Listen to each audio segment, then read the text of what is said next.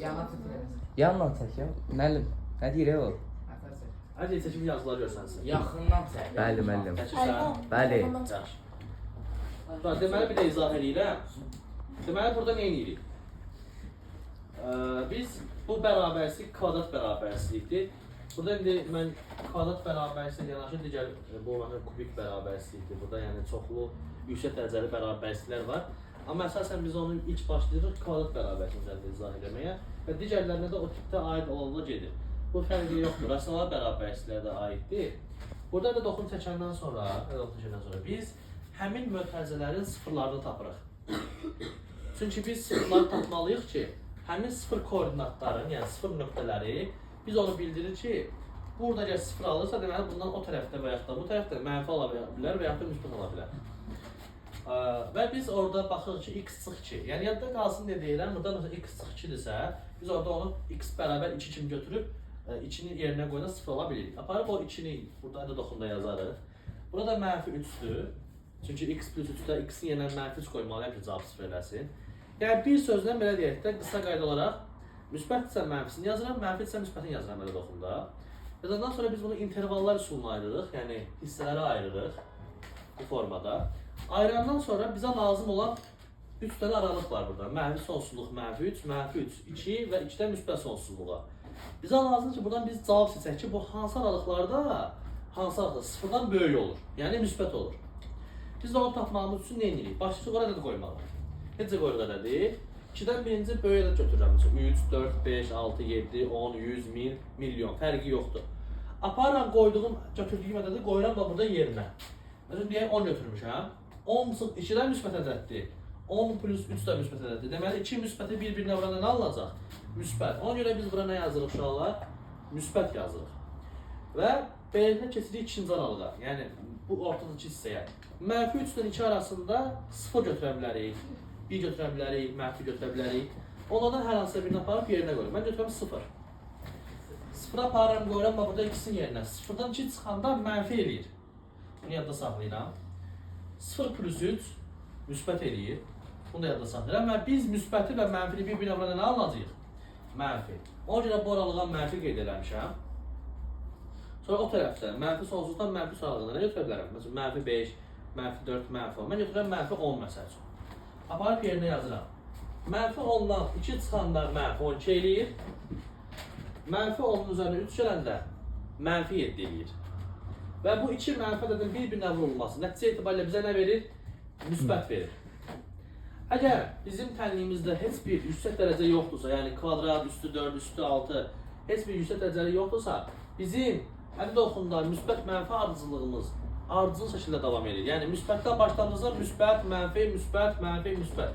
Heç yoxlamağa belə gərək qalmır. Birincini tapmaq kifayət edir ki, hamısını tapasan. İndi o birilərini də eləyəcək, baxacaqsınız. Bir də var, deməli, belə deyək də, biz bunu tapandan sonra nə edirik? Biz oradan cavab seçməliyik.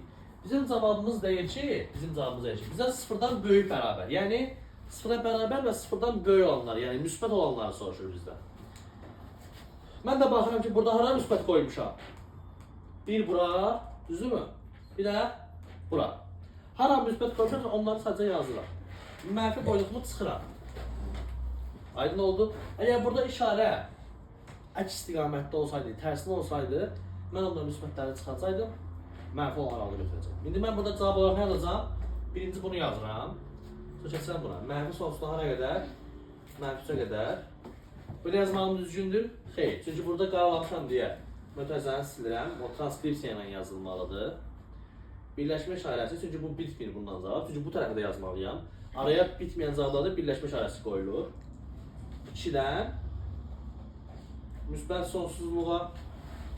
Sonra keçdik digərinə. Gəlin buna baxaq. Bir-bir yazaq. Buranın qiymət nədir?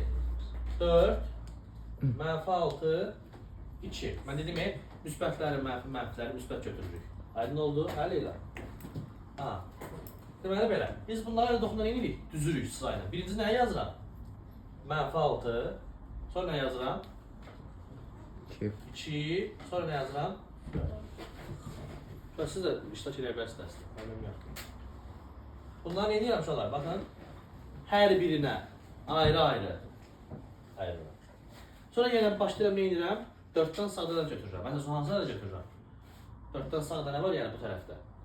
Müsbət sonsuzluğa doğru edirsən. 5. 5, 6, 7. Gətirib bir dənəsini götürək qoyaq yerinə. Nə qoya bilərik biz? 6 qoyaq. 6 çıx 4 müsbətdir. 6 plus 6 olan müsbətdir. 6 çıx 2 olan müsbətdir. Düzdür Ruslan? Bəli, bəli. Onda ben ki, buranın nədir uşaqlar? Ümumiyyətlə müsbət. Və mən bayaqlar dedim ki, əgər heç bir problem yoxdursa, başında kvadrat yoxdur, üstündə 4-cü dərəcə yoxdursa, bu ardıcıllıq nə baş verir? Normal formada ardıcı davam edir. Yəni müsbətsə avtomatik olaraq bura nə yazıram? Mənfi, sonra nə yazıram? Müsbət, sonra mənfi. Yəni bu ardıcıllıq özünü qoruyur. Birinci başladığından sonradan yəni davamlı formada gedir. Sonra bizdən nəyi soruşur? Gəlin baxaq. Bizdən soruşur ki, baxın yenə nəyi soruşur? Sıfırdan böyüklər. Sıfırdan böyük soruşursa mənə lazım olan aralıq ancaq plus qoyduğum aralıqlardır. Yəni mən mənfi aralıqlara baxmıram. Yəni bunlara baxmıram.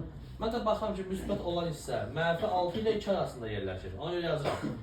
Mənfi 6-dan 2-yə bir də birləşmə 4-dən üzü o tərəf hansıdır? Müsbət sonsuzluq.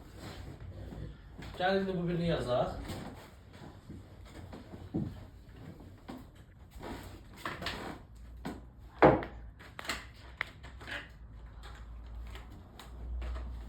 Gəlin bu birini yazaq. Əgər oxum çəkdim, yenə qiymətdə nədən götürülür uşaqlar?